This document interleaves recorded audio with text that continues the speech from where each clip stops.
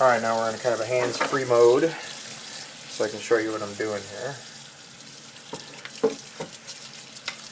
Now this has been established for a while, so the algae does grow and attach to the bottom. Yeah, so you just got to clean up. You can see the coralline algae growing on the edge here even, and that's between two panes of acrylic. Now the top, I normally don't rinse that, but I just took it off, so I'll rinse that sucker. Alright, so go to the screen. As you can see, the screen is very thick, and that's the growth that's coming. It grows around the false bottom basically. So here, all I do with this is rotate the ring. There's so much weight to the screen, it's hard. It's getting a little bit hard to take it off of here. It won't rotate. There we go. Okay, that's off. So I'm actually going to screen plug the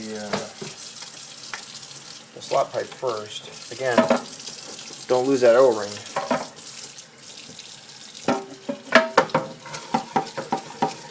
And this is an older slot pipe too. As you'll see, I use these tabs of PVC pipe, flex PVC, instead of the airline, and I just haven't swapped it out on this one yet. So the newer ones have a piece of airline hose that has a zip tie threaded through it, and that acts as the water creep blocker to keep the water from escaping, creeping along the edge of the pipe here. And the other thing I did was I added a zip tie on the outside, and that way I can position the pipe exactly in the center where I need it to. So you can make do the same thing with the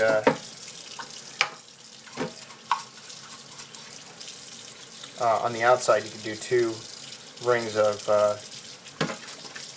airline hose with zip ties through them. And I didn't grab my scraper, so I'll just have to kind of do this. I'll use this tip of the scraper here to do this. The brush, rather. It works pretty much just as well.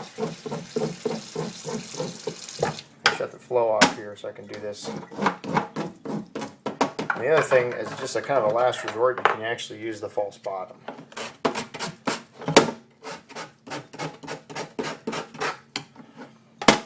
Now the newer false bottoms that I make actually have a couple notches in the end, so that doesn't work as well. But like I said, you can still use the sides. Now the newer ones have feet on them, so it doesn't work this way either. This is just kind of I discovered this one time when I didn't have anything. I didn't bring my brushes or nothing. Okay, so. Okay, bare spot in the middle, that's because I'm still running a single blue LED on this. So I'll rinse that off a little bit later, but just wanted to give you an idea of how much growth I did. This is about 10 days worth of growth here. Now, that's about how much I used to get off of a full-size screen, which was based on the tank volume, which was 20 inches wide and like 7 inches tall. Okay. That's how much I would get. I just got that off of this screen, which is 4 inches by 6 inches. And look at that algae. It's almost all, I didn't rinse this at all. This is all green, good thick bunch of algae. You just can't, get that, under. Anyway. Now rinsing off the screen.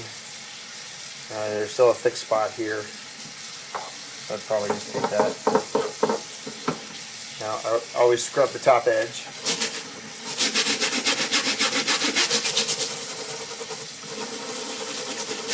Now when the screen gets really cured, I find you have to kind of go in little circles to really get it cleared out.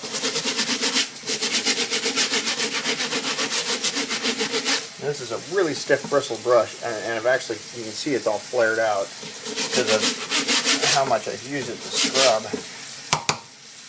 And then I go back to the toothbrush and I just lightly run it across it.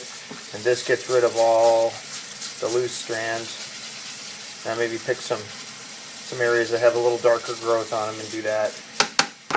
Give it a good rinse. That's it. Alright, now I'm going to rinse my false bottom / scraper off again.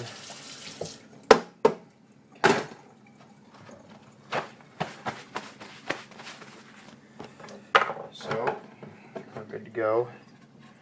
Screen goes back in the slot pipe. We'll verify that we have our seal. Put it all back in. Off we go.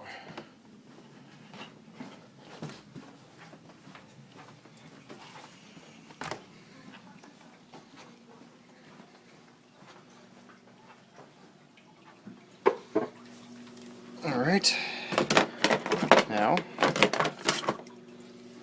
put it in the false bottom, make sure the tabs are down, put our screen back in. Here's a good close-up of it before we put it back in. Alright, screen goes into the slot pipe, or slot tube area.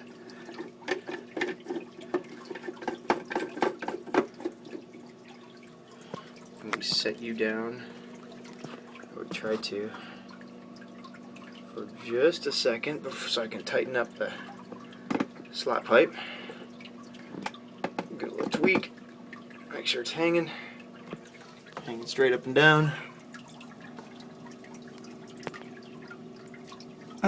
Yeah, pretty much.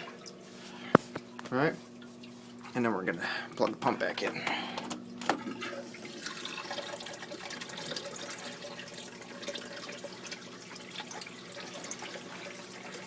There we go.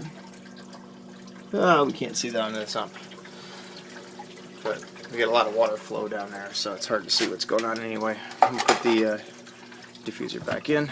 Again, this is an old version, so we're using the Heatsink USA heat sinks, and tighten them down. Lid back on. Plug lights in. It's off and running. So that's it.